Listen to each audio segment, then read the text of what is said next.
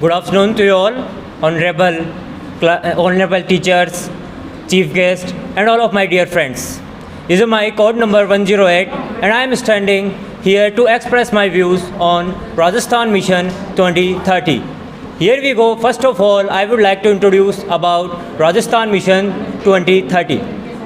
Rajasthan mission 2030 एक ऐसी पहल है जिसका मकसद राजस्थान को एक सदर्भ, एक सशक्त राज्य बनाना है। इस मिशन के माध्यम से जो रणनीतिक नेतृत्व वाली जो राजस्थान सरकार है, उन्होंने कई अहम मुद्दों पर कड़ी मेहनत करने की योजनाएं बना रखी है।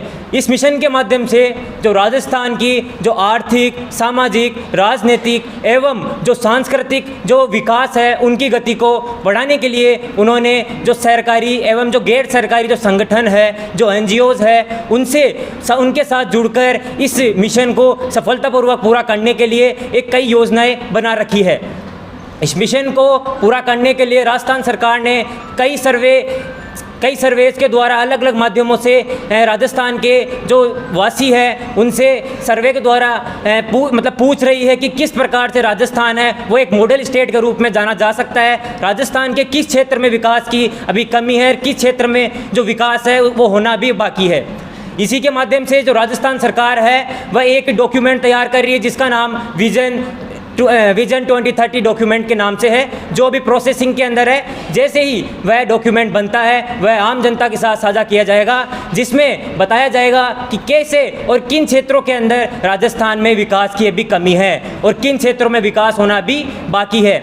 इसी के उपलक्ष्य में मैं बताना चाहूँगा, यह मिशन जो राजस्थान मिशन 2030 है, इसे पूरा करने के लिए यह ज़रूरी है कि हम सभी मिलकर संगठित होकर इस मिशन में अपना योगदान दें। और इसी योगदान में मैं अपना योगदान देना चाहूँगा कि किस प्रकार से राजस्थान की जो इकोनॉमिक ग्रोथ रेट है, जो आर्थिक वृद्धि दर है, उसमें किस प्रकार से सुधार किया जा सकता है। मेरा जो पहला पॉइंट है वो है, अगर राजस्थान को इकोनॉमिक जो ग्रोथ रेट है उसमें अगर बढ़ाव करना है और उसमें सुधार करना है तो राजस्थान को इंफ्रास्ट्रक्चर पे ध्यान देना पड़ेगा। इंफ्रास्ट्रक्चर से क्या मतलब हुआ? इंफ्रास्ट्रक्चर से जो बिल्डिंग्स है, जो पार्क बन रहे हैं, जो IT पार्क बनते हैं, जो थीम पार्क बनते हैं, बोटनिकल गार्डन, ये सभी इंफ्रास्ट्रक्चर के अंदर आते हैं। राजस्थान का जो इंफ्रास्ट्रक्चर है वो लगभग पुरातन टाइप का है, मतलब पुराने जैसा है। आप देखोगे कि राजस्थान में फेमस क्या चीज़ अगर कोई पूछेगा तो आप बोलोगे किले होंगे, कोई हवेलियाँ होगी, कोई मंदिर होंगे, पर आप जानकर हैरान होंगे कि आसपास का जो राज्य है आप उनमें देखिए, उनमें जो इंफ्रास्ट्रक्चर है वो पुराने टाइप में नहीं है, बल्कि उनमें मॉडर्न टाइप का इंफ्रास्ट्रक्चर बना हुआ है। वहाँ लोगों का आवागमन है, तभी वहाँ से टूरिज्म बढ़ रहा है। टूरिज्म बढ़ेगा तभी तो जो इकोनॉमिक ग्रोथ रेट है उसमें सुधार होगा। मेरा इसी के साथ अब जो दूसरा पॉइंट है वो है पॉलिटिकल स्टेबिलिटी।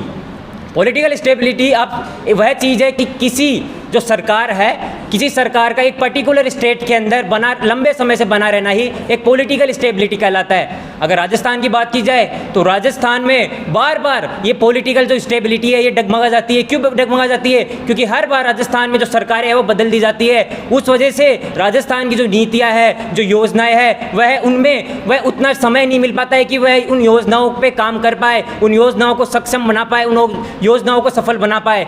इस वजह से जब सरकारें बदली है तब आप देखोगे कि राजस्थान की योजनाएं हैं, नीतियां हैं, वो बदल दी जाती है। इसी के उपलक्ष्य में मैं बताना चाहूँगा कि हमारा एक पड़ोसी राज्य है गुजरात, उसके अंदर आप देखोगे कि लंबे समय से एक सरकार बनी हुई है और वह सरकार उसी सरकार की वजह से जो गुजरात का जो इंफ्रास्ट्रक्चर है, गुजरात की जो इकोनॉमिक ग्रोथ रेट है वो हमसे कई गुना बेहतर है।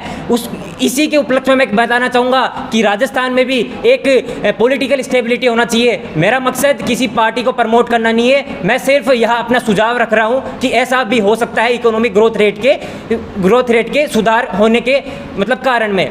अब मेरा जो तीसरा जो पॉइंट है वो मैं रखना चाहूँगा एजुकेशन और स्किल के ऊपर।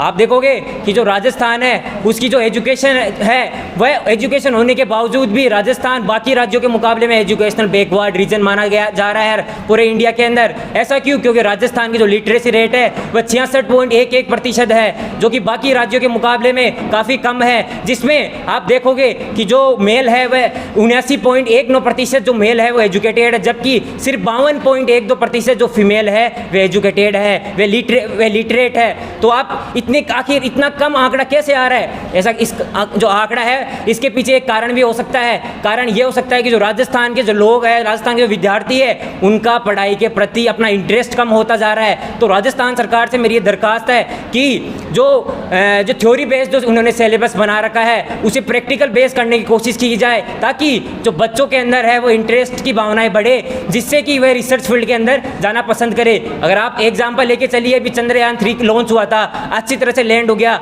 आप देखोगे कि उसके अंदर लगभग 80% जो साइंटिस्ट थे, जो वैज्ञानिक थे, वे सभी के सभी साउथ की तरफ के थे। आखिर ऐसा क्यों आ रहा है कि राजस्थान ही नहीं बल्कि नॉर्थन एरिया के अंदर ही मान के चलो आप कि काफ़ी कम साइंटिस्ट है जो कि इतना आगे तक जा पाते हैं? इसके पीछे का कारण है वो है रिसर्च फील्ड और प्रैक्टिकल नॉलेज का होना। मेरी दरख्वास्त राजस्थान सरकार से मेरा ये सुझाव है कि जो राजस्थान है उसके अंदर कुछ प्रैक्टिकल नॉलेज का भी बढ़ावा देना चाहिए। इसी के साथ मैं स्किल पे बोलना चाहूँगा कि एजुकेटेड लोग हैं वो तो फिर भी किस प्रकार से अपनी आजीविका चला लेंगे, कहीं ना कहीं नौकरी पा लेंगे, पर उनका क्या, जो अनएजुकेटेड है, जो अनपढ़ लोग हैं, उनका क्या होगा?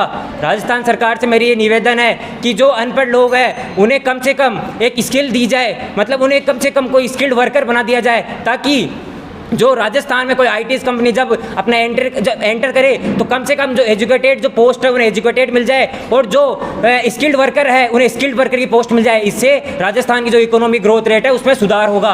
मेरा जो अंतिम पॉइंट है वो है इन्फ्लेम रेट।